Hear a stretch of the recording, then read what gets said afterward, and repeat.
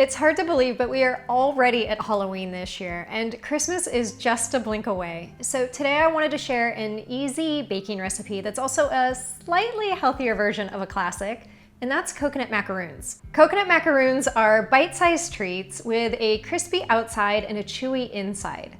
And they're traditionally made with sweetened condensed milk, which is just reduced milk with white sugar. So it's really thick and sticky and dense. It's sort of like Elmer's glue for baking. But because it is so dense, you then need to add in some whipped egg whites back into the coconut macaroons to lighten them back up. Well, we're ditching the sweetened condensed milk in today's recipe, which means it's 100% dairy-free, and it's also just naturally lighter and won't weigh you down, which means you can go back and grab that second coconut macaroon. You can enjoy the coconut macaroons plain in all of their coconut glory, or you can dip them in chocolate for a little extra holiday indulgence. No matter how you serve them up or enjoy them, they're delicious, so let me show you how to make them. To get started, preheat your oven to 325 degrees Fahrenheit and then get your ingredients out. The great thing about this recipe is that it is super easy and only requires 5 ingredients, plus a little chocolate if you'd like to dip the coconut macaroons in chocolate. Crack 2 eggs and separate the yolk from the egg white. You'll need the egg whites for this recipe, and you can use the egg yolks in another recipe like a custard, aioli, or my banana pudding recipe. And do be careful when you're separating the eggs and don't almost drop your yolk in like I just about did. To sweeten up the macaroons and help bind them together, you'll need a 1/4 cup of honey. As I mentioned on the intro, condensed milk is often used for this, but I find it to be unnecessary, and you'll notice this version is just lighter and more airy, which I love. Next, add 1 teaspoon of vanilla extract and a 1/4 teaspoon of salt to the bowl, and move this over to your stove. What you'll do next is create a double boiler, so add about 1 to 2 inches of water to a pot, and then bring that to a simmer. Once the water is simmering, place your mixing bowl on top, making sure that the bottom of the mixing bowl doesn't touch the water, and then start whisking it. If the eggs heat too quickly because the bowl is touching the water, you might end up with scrambled eggs, and you don't want that. Whisk this mixture for about 5 minutes, or until the honey is fully dissolved and it's a little frothy and warm to the touch. Then remove the bowl from the stove, and remember that the glass will likely be a bit hot, so make sure to use a kitchen towel or oven mitts. Add 2 cups of unsweetened shredded coconut flakes to the mixture and stir it all together while it's still warm. The coconut should absorb all of the liquid from the bowl, and if you see a little bit of liquid, just keep stirring until it's all absorbed. Line a baking tray with parchment paper, and I'm using a 1/4 baking sheet here, and then decide how big you want to make these macaroons.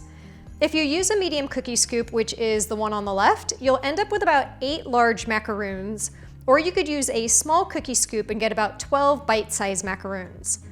I'm using the medium-sized cookie scoop today, which is about 1½ tablespoons worth, and if you don't have a cookie scoop, you could just use a spoon to dollop the mixture as well. I do compact the mixture just slightly in the cookie scoop with my finger to make sure that these stay together enough to be dipped in the chocolate, but if you're not planning to dip, then you don't have to worry about that.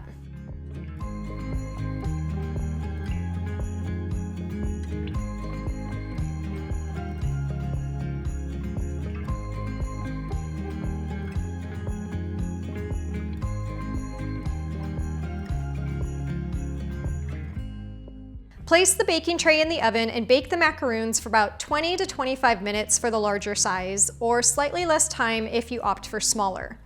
Because all ovens do cook slightly differently, I recommend watching them more closely after that 15-minute mark, and when they're lightly golden, remove them from the oven. Now this is a really important step. Make sure to let them cool completely on the baking tray. Don't try to lift them off until they're completely cool, otherwise they will break apart. And if you want to speed this up, you can place them in the fridge as well. But before we dip these in the chocolate, I do want to clarify the difference between a macaroon and a macaron. These are macarons, and while the spelling is similar, they're entirely different cookies. Macarons are meringue-based and shaped almost like a cookie sandwich with filling. I don't have a recipe for these yet, so if you'd like me to make them in the future, let me know. Macaroons, as you've now seen, are coconut-based and shaped like dollops. They're traditionally more dense on the inside and baked to a crispy golden brown. You can enjoy macaroons as simple coconut treats, or you can dip them in chocolate. To do that, melt about 1/3 cup of chocolate chips in a small bowl in the microwave in 20-second increments and stir it until it's nice and smooth. Then pick up a coconut macaroon and dunk it in the chocolate. I like to just lightly coat the bottom of the macaroon and scrape off any excess on the side of the bowl, then place the macaroon back on the parchment paper.